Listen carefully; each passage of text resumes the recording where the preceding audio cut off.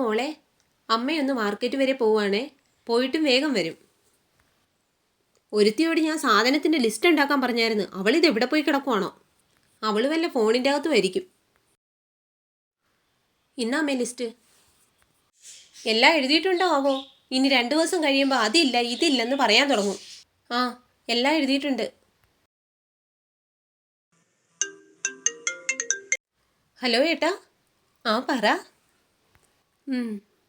ലീവായിരുന്നോ? ബാക്കിയുള്ളവനിവിടെ ഭർത്താവും ഇല്ല, ഒന്നും ഇല്ലാണ്ടിരിക്കുന്നു. അപ്പം അവളിവിടെ ഭർത്താവുമായിട്ട് കൊഞ്ചിക്കുഴയുന്നു. ഇവളിനി ഏട്ടനോട് വല്ല കുറ്റവും പറഞ്ഞു കൊടുക്കുമോ? വരുമ്പോൾ ഒരു നെക്ലേസ് വാങ്ങിക്കൊണ്ട് വരാമെന്ന് പറഞ്ഞതാ. ഓ,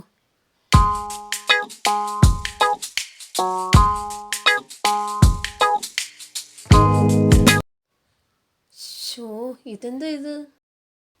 ഒന്നും കേൾക്കാനും മേലല്ല. ഒന്ന് ഉറക്കെ പറഞ്ഞൂടെ?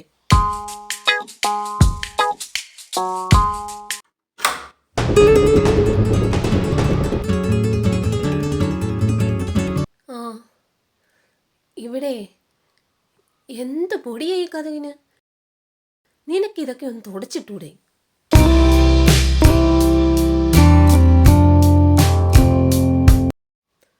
അമ്മ.